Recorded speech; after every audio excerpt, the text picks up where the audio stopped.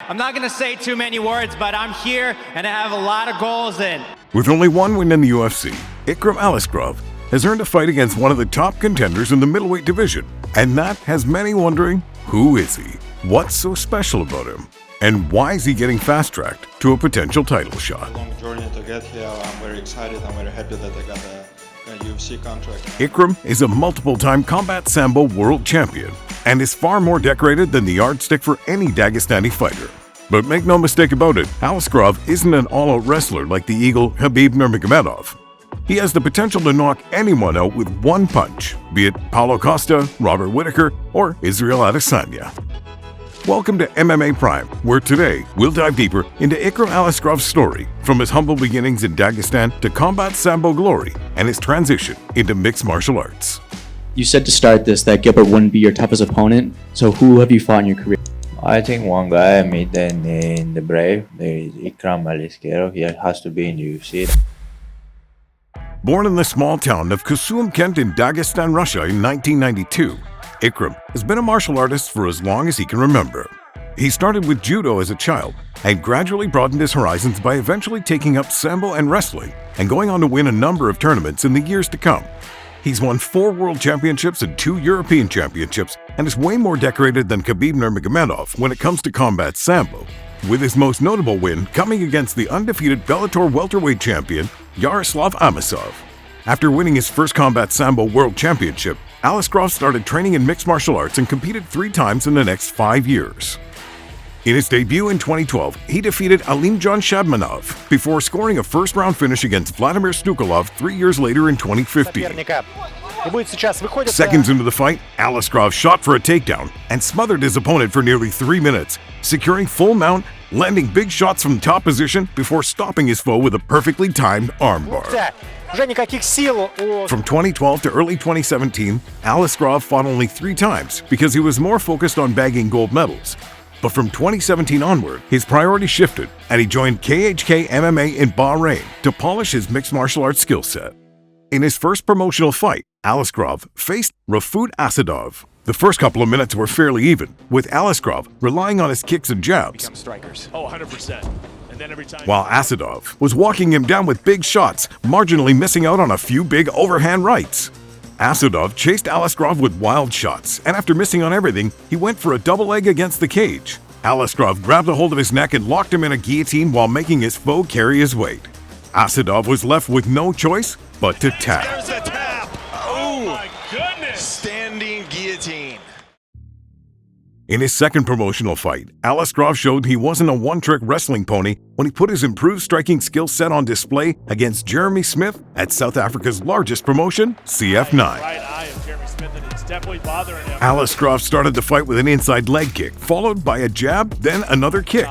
Don't discount the pit bull. The Dagestani landed half a dozen jabs and busted Smith wide open with one of them. Coming down the nose there, right above the nose of Jeremy Smith. Smith spent the entire second minute wiping blood out of his eyes to see clearly, but while doing so, he got attacked with more jabs and a big knee towards the end of the second minute of round 1. Seconds later, Aliskerov landed the kill shot, a right hook that dropped Smith and forced the referee to stop the fight. With a solid performance against Jeremy Smith, Aliskerov faced a major step up in competition in Chad Hennekam, an undefeated 4-0 fighter at that time who's known for his calculated approach to fighting, and it showed immediately in the first round, where Chad kept his feet light and continuously circled off to avoid getting taken down. 5 minutes or so. Wait for him to do it one Hennekam being calculated and was giving Aliskerov a really hard time, but the Dagestani was still able to sneak a few good jabs, hooks, and secure a takedown near the end of round 2 and 3 to secure a decision victory. Aliskerov's winning ways continued for 2 more fights. Against Joey Michael Birkenbosch at Brave CF14, it was a walk in the park. After a few exchanges on the feet, Birkenbosch had the audacity to try and take down a multiple-time combat Sambo world champion, and he paid the price for his outrageous move. Aliskerov reversed his attack with ease and put him on his back.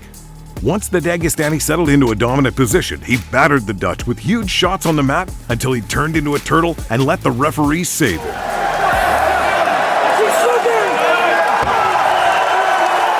Another win later, Aliskerov faced a familiar name in Hamzat Chimaev in a clash of titans at Brave CF 23. The 180-pound catchweight bout got off to a flying start when Chimaev landed one strike after another and attempted a takedown in between.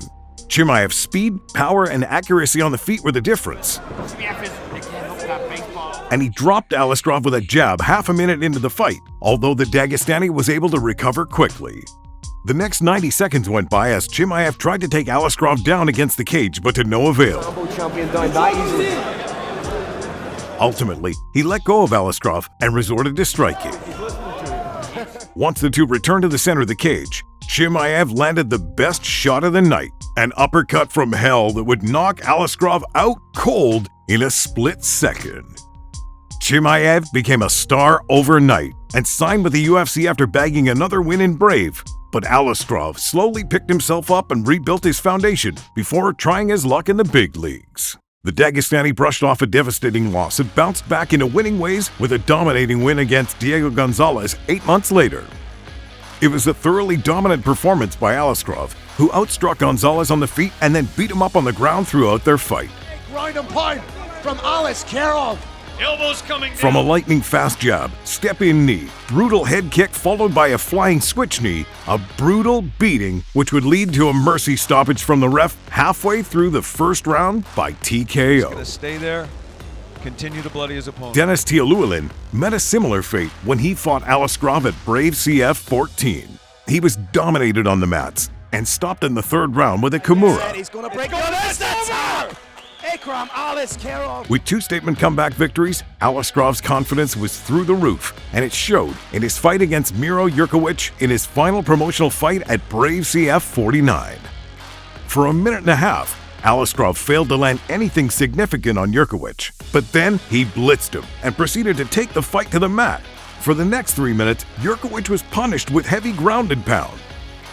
In the second round, after a minute of ground and pound, Aliskerov finished the job with another Kimura, It's over. signing off from Brave Combat Federation with his head held high. A year later, Aliskerov returned to action to face Nanshan Burrell in Khabib Nurmagomedov's Eagle Fighting Championship, and much like his previous bouts, it was one-way traffic, with Aliskerov using his world-class wrestling ability to dominate his opponent on the mat and take home a comfortable decision victory. Despite having an uber-impressive record, Aliskerov was made to audition for a ticket to the UFC and Dana White's Contenders series in his next fight, and he passed his test against Mario Souza with flying colors. Souza, being the more technical of the two on the feet, gave Aliskerov a run for his money early on in the striking exchanges. Big right on the finish there. But as soon as the Dagestani found his footing, he lifted the Brazilian up and slammed him onto the mat. Takes him for a big ride. Within the next few seconds, Aliskerov locked in a gruesome Kimura, dislocating his opponent's shoulder to enter the UFC middleweight Shark Tank. Aliskerov's promotional debut came against an experienced campaigner in Phil Hawes at UFC 288, and it was a fairly competitive fight for as long as it lasted.